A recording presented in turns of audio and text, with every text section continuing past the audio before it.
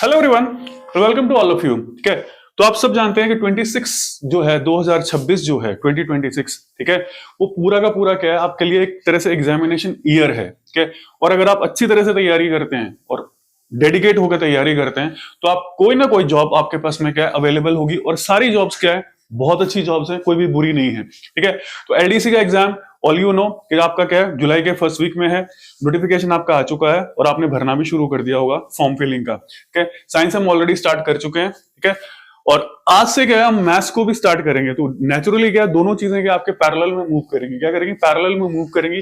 और स्पेशली हमने क्या किया था, जैसे मैंने साइंस के वक्त बताया था, तो हम इंग्लिश मीडियम में क्या है फर्स्ट पेपर को कवर कर रहे हैं, एक्सक्लूसिवली इंग्लिश मीडियम में फर्स्ट पेपर को कवर कर रहे हैं।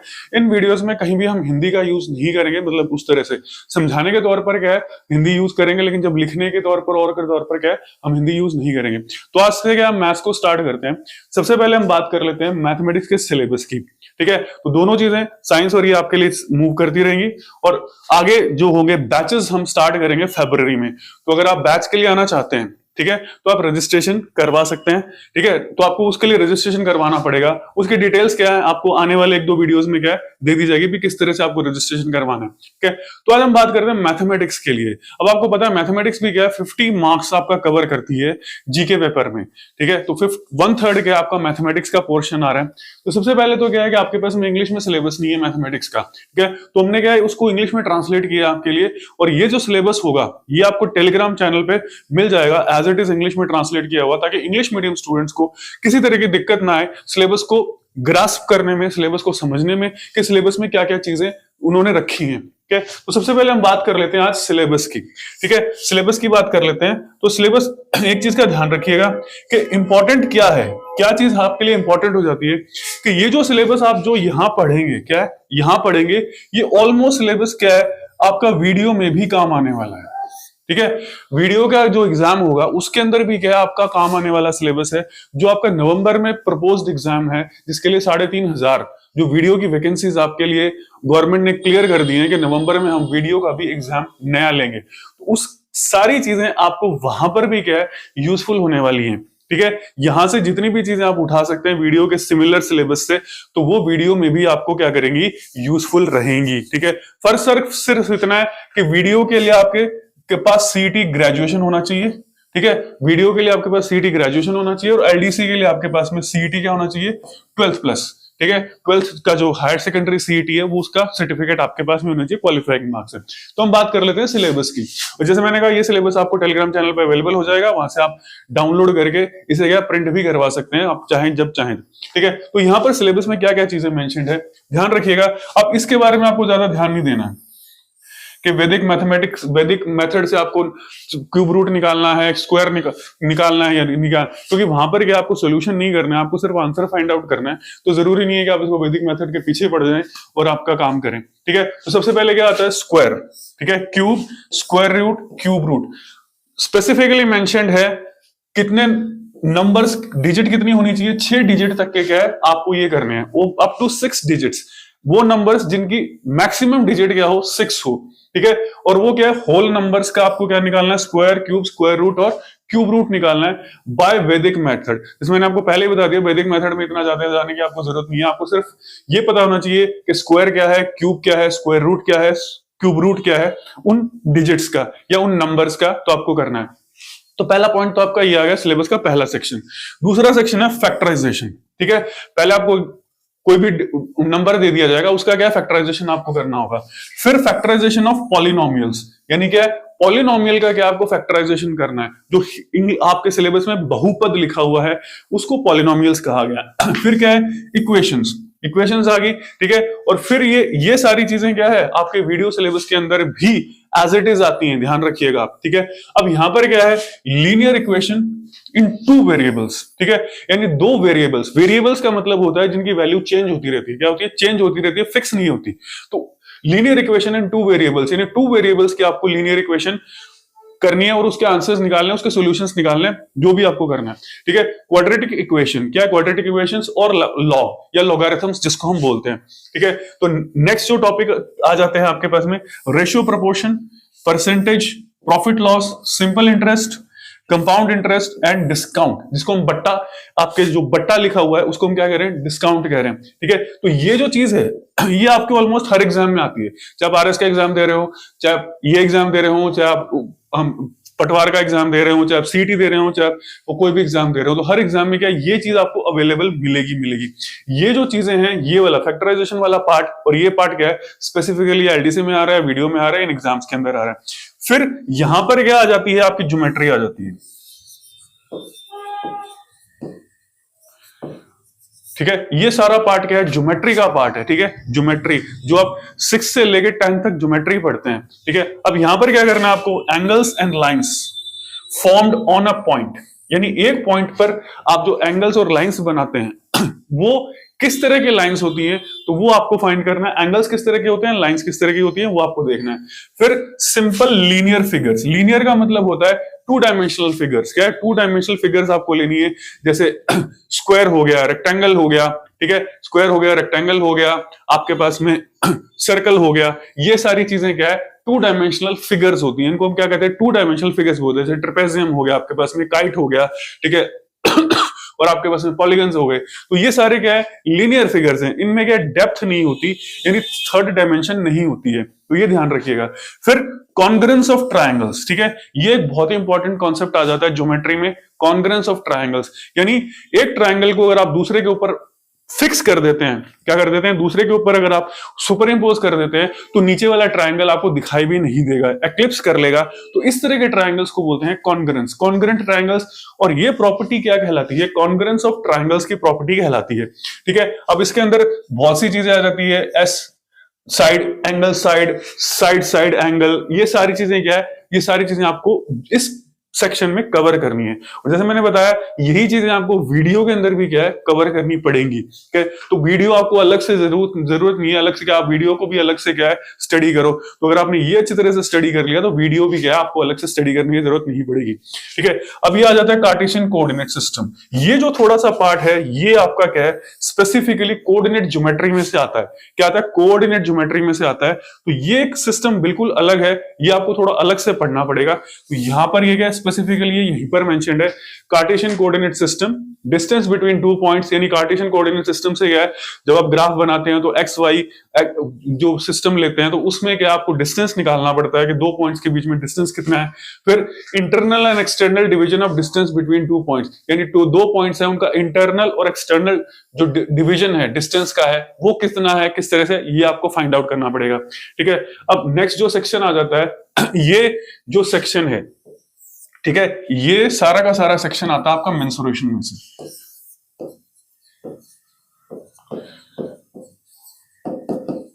ठीक है, ये मोस्टली आप हर एग्जाम में पढ़ते हैं, क्या करते हैं, हर एग्जाम में पढ़ते हैं। और खास करके जो फर्स्ट ग्रेड का एग्जाम है जीके का, उसमें स्पेसिफिकली सेक्शन दिया गया आपको मेंसुरेशन, जिसको क्षेत्र मिति कहते हैं हिंदी के अंदर। ठीक है, तो वो चीज यहां आ जाती है कि एरिया को, प्लेन फिगर्स का आपको एरिया निकालना है, एरिया ऑफ प्लेन फिगर्स, यानी जैसे स्क्वायर हो गया, रेक्टेंगल हो गया, ट्रायंगल हो गया, इनके एरियाज क्या है, आपको निकालने पड़ेंगे। क्या एरियाज निकालने इनके, तो ध्यान रखिएगा, इसमें आपके पास में पॉलीगन भी आ जाते हैं, आपके पास में इसमें रोम्बस भी आ जाता है, इसमें पैरेललोग्राम भी आ जाता है, इसमें ट्रेपेजियम भी आ जाता है। ये सारी चीजें क्या है, आपके इसके अंदर कवर हो जाएंगी, areas of plane figures. Plane को जैसे मैंने कह दिया 2 डायमेंशनल फिगर है, जिसमें डेप्थ नहीं है आपके पास में, तो उनके लिए आपको निकालना है। फिर यहां स्पेसिफिकली मेंशन कर दिया perimeter and area of circle. ठीक है, एक सर्कल है, उसका आपको पेरीमीटर और एरिया निकालना है, और इनर सर्कल, आउटर सर्कल, इस तरह से भी क्या है, आपको डिफरेंशिएट करके चीजों को निकालना पड़ेगा। ठीक है, फाइंड आउट। यहां पर क्या है, सरफेस एरिया एंड वॉल्यूम। ठीक है, पहले एक तो सरफेस एरिया निकालना पड़ेगा, और एक आपको निकालना पड़ेगा वॉल्यूम। और ये जितनी भी फिगर्स हैं, ये जितनी भी हैं, ये 3 डायमेंशनल फिगर्स हैं। ये क्या है, 3 डायमेंशनल फिगर्स हैं, जितनी भी फिगर्स हैं, तो इनका आपको सरफेस एरिया निकालना है, यानी उसका कितना सरफेस वो घेर रहे हैं, और वॉल्यूम कितना है, यानी अंदर उसके जितना भी एरिया है वो कितना है, वॉल्यूम कितना है उसका। तो यहां पर क्या है, एक आपके पास डेप्थ या हाइट जिसको हम कहते हैं, वो एक डायमेंशन और आ जाती है। तो वो क्या है, ये सारे के सारे 3 डायमेंशनल है। ये जितने भी थे आपके पास में प्लेन फिगर्स और सर्कल, ये 2 डायमेंशनल, और ये क्या है, 3 डायमेंशनल स्ट्रक्चर्स आ जाते हैं। ठीक है, फिर आ जाते हैं, फिर वो आपके पास में आ जाती है एंगल्स एंड देयर मेजर्स, ठीक है। ये पीछे आप ज्योमेट्री में कवर कर लेंगे, कोई दिक्कत नहीं आएगी। और ये जो पार्ट आता है ये आता है आपका ट्रिग्नोमेट्री का,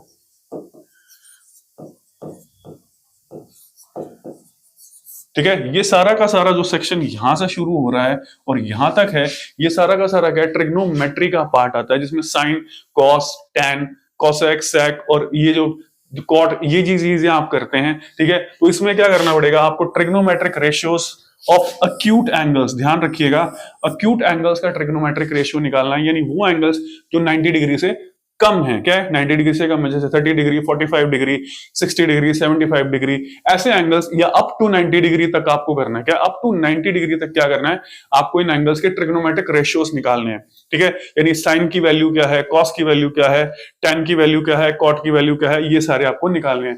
फिर ट्रिग्नोमेट्रिक आइडेंटिटीज, क्या है आइडेंटिटीज, यानी इनके ऊपर आपको कुछ क्वेश्चंस दिए जाएंगे, उनको क्या करना पड़ेगा आपको, सॉल्व करना पड़ेगा। जैसे sine square theta plus cos square theta क्या होता है, इज इक्वल टू 1 होता है। तो इन ट्रिग्नोमेट्रिक आइडेंटिटीज से क्या है आपको क्वेश्चंस सॉल्व करने पड़ेंगे।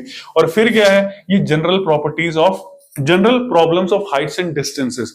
तो ट्रिग्नोमेट्री से क्या करेंगे आप, हाइट्स निकालेंगे, एंगल करके फिर वो निकालेंगे। जैसे उसमें क्या होता है इसमें आपके पास में आता है हाइपोटेनियस,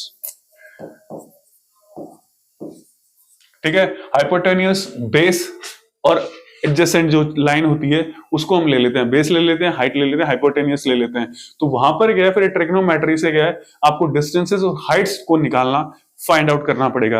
अब लास्ट में ये जो पोर्शन है ये आपका स्टैटिस्टिक्स का पोर्शन आ जाता है, ठीक है। ये मोस्टली हर एग्जाम में आपको मिलेगा, क्या क्या हर एग्जाम में आपको मिलेगा, ठीक है। तो यहां पर क्या है, फ्रीक्वेंसी पॉलीगन है आपके पास में, बार ग्राफ है, बार डायग्राम है, ठीक है, पाई चार्ट है, ये सारे क्या है पिक्टोरियल रिप्रेजेंटेशन ऑफ डेटा को क्या करते हैं, एक पिक्चर की फॉर्म में रिप्रेजेंट करते हैं, ठीक है। जैसे पाई चार्ट आपके पास में हो गया, बार ग्राफ हो गया, बार डायग्राम हो गया, ठीक है, और बार चार्ट जो आप बनाते हैं वो हो गया। तो ये सारी चीजें क्या है, इसके अंदर क्या आ जाएगा, pictorial representation of data. Data को पिक्चर की तरह क्या करना पड़ेगा आपको, फाइंड आउट करना पड़ेगा। फिर मेजर्स ऑफ सेंट्रल टेंडेंसीज, क्या है, सेंट्रल टेंडेंसीज आपको निकालनी पड़ेगी। जो सेंट्रल टेंडेंसीज कौन सी है हमारे पास में, एक तो होगा मीन, मीन आपको फाइंड आउट करना पड़ेगा, एक होगा मीडियन,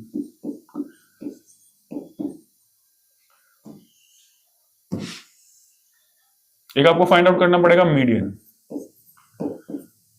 एक फाइंड आउट करना पड़ेगा मोड, ठीक है। तो ये तीन चीजें क्या है सेंट्रल टेंडेंसीज के अंदर आती हैं, तो ये आपको फाइंड आउट करना पड़ेगा। फिर इसी से रिलेट करके मीन डेविएशन आपको निकालना पड़ेगा, ठीक है। You have to solve the problems related to mean deviation, ठीक है। और फिर बर्थ डेथ स्टेटिस्टिक्स, यानी बर्थ के पॉपुलेशन जो स्टेटिस्टिक्स जो चेंज होती है, बर्थ, डेथ, माइग्रेशन और इन माइग्रेशन, आउट माइग्रेशन की वजह से, इमिग्रेशन, एमिग्रेशन, इनकी वजह से जो पॉपुलेशन के अंदर जो चेंज आता है, क्या आता है पॉपुलेशन के अंदर जो चेंज आता है, या जिसे हम कह ले डेमोग्राफी में जो चेंज आता है,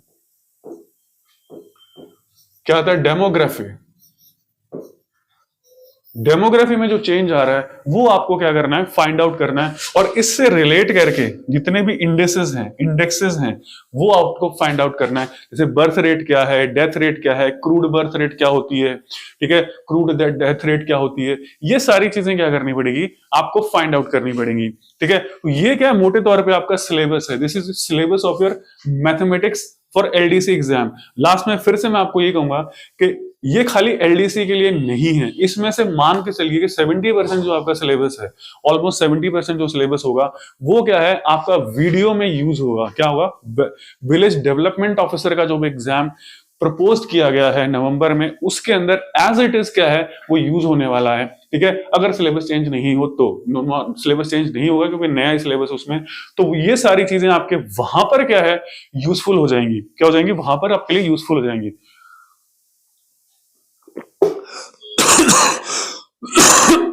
क्योंकि देखिए सीटें 10,644 ही हैं, ठीक है, और लाखों लोग क्या करें, स्टूडेंट्स क्या करेंगे, एग्जाम देंगे, हर एक का सिलेक्शन एलडीसी में नहीं होगा, क्लियर है। जो अच्छी तैयारी करेंगे, अच्छे एग्जाम में परफॉर्म करेंगे, डेडिकेशन से काम करेंगे, उनका हो जाएगा। अब अगर आपको यहां नहीं हो रहा है तो आपके पास वीडियो का डायरेक्ट ऑप्शन 4 महीने बाद बचता है, यानी जुलाई से 4 महीने बाद नवंबर में आपका वीडियो का एग्जाम होगा। आपको बार बार एक एक चीज की तैयारी करने की जरूरत नहीं पड़ेगी, सिर्फ आपको क्या करना पड़ेगा, रिवीजन ही करना पड़ेगा। तो अगर ऑलमोस्ट हम देखें तो सिलेबस वहीं से आ रहा है, इंग्लिश हिंदी भी वही चीज आ रही है और यही चीज आ रही है, और ये मैथमेटिक्स का सेक्शन था, ठीक है। तो आज के वीडियो में क्या है, हमने सिलेबस को थोड़ा सा डिस्कस किया था, क्या डिस्कस किया है, और ये देखा है कि कौन कौन सी चीजें किन किन सेक्शन से आ रही हैं और आपको कैसे क्या है उनको हैंडल करना है, ठीक है। ज्यादा मुश्किल नहीं है, ध्यान रखिएगा। जैसे हम पढ़ेंगे तो आपके लिए क्या है, बिल्कुल सिंपल होती चली जाएंगी, क्या है, बिल्कुल सिंप्लीफाई होती चली जाएंगी।